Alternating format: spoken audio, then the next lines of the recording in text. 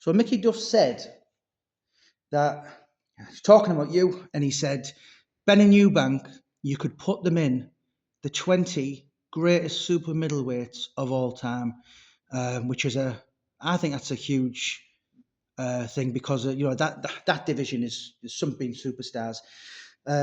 You fought them both. You went 24 rounds of Benn and Eubank.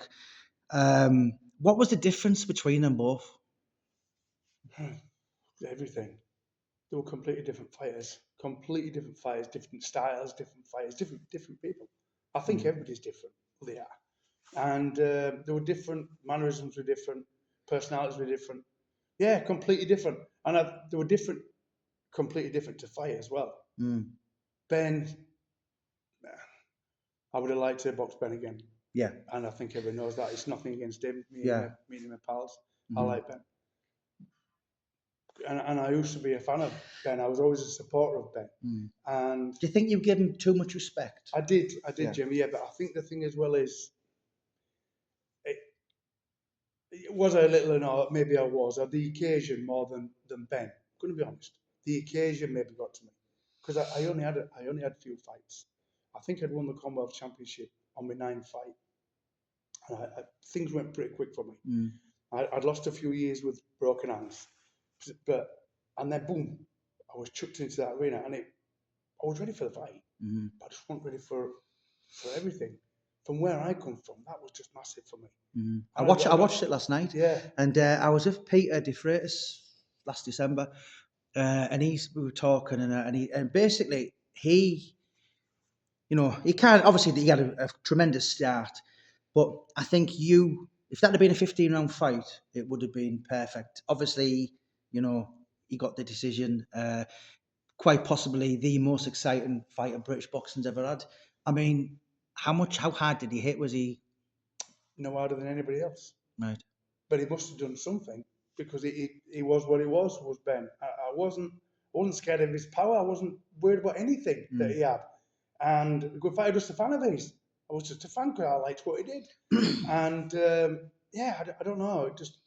I think what it is, the problem was, I think I was always worried about the big stage. What's going to happen, because you can see it all, can't you? You can see it in your dreams and your visions, and what you want to do and how you're going to win, and you're going to win it. I always wanted to win the greatest comeback of all time, and that's always what I pictured. And I pictured me and Benn going at it toe to toe, and then I would find a way to win, and that was always the best scenario. It's like a Rocky movie. That's really the win I wanted most, is to come back and win. So you fought Benn, I think it was early 94. Then obviously the decision, I think you got 2 quick decisions, and then you're back in there, back end of 94. His nemesis, Chris Eubank. I personally don't know how he ever made 12 stone, because he was huge for. And I mean, what was he like? Was it awkwardness or? Yeah. Because he caught you at one point, and then you played. It was almost, you put this kind of face. Do you remember? Your eye was closing up and everything. I dare say, Henry, that was probably Eubank's. Probably for me, that was his display of his career. Yeah. Do you know what I mean? He was. It's still an hard one to swallow for me, Jim, because I still feel like I could have beat Eubank. I know that might sound daft now watching the telly, but the difference was when my eye was closing, right, I couldn't see properly. Because if you put a cup there, for instance, you put something there, and you close one eye, and you try to, you might miss the cup, right? You'll miss the cup, or you won't quite get where you're actually aiming for. That's the difference. Your vision's impaired.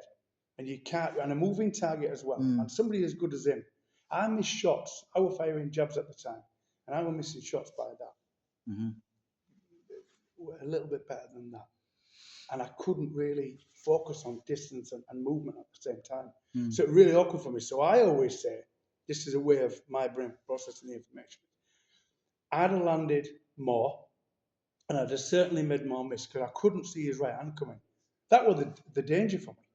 The left hand I could deal with, but the right hand I couldn't see it coming. And that was his pet punch with Eubank. And it was fine.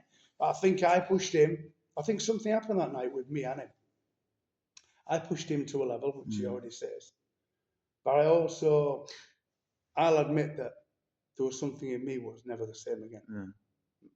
But the fight before, I think he fought a South African, Yeah, and it was poor. And Dan Sherman, I think. yeah, Yeah. and like for then, it was almost like he was ready for the take, and that's what I mean. That display, and that's why he was so good. Two weight division. Almost had the free, didn't he, of Carl Thompson? Forgot light heavyweight, went right to cruiserweight.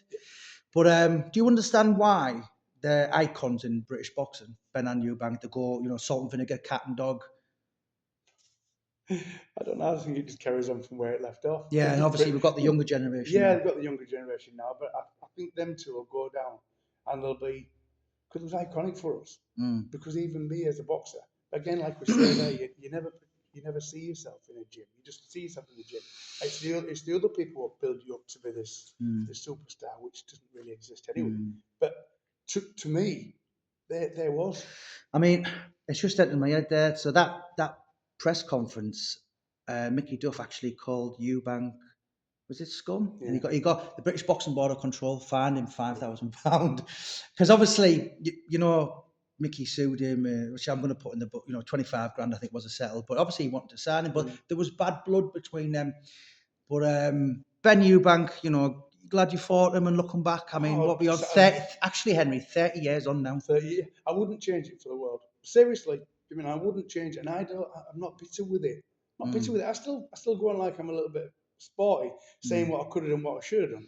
But outside me and you talking, I don't think about it. It is what it is, and this is why me as a coach now, I don't get the crisis in somebody getting beat.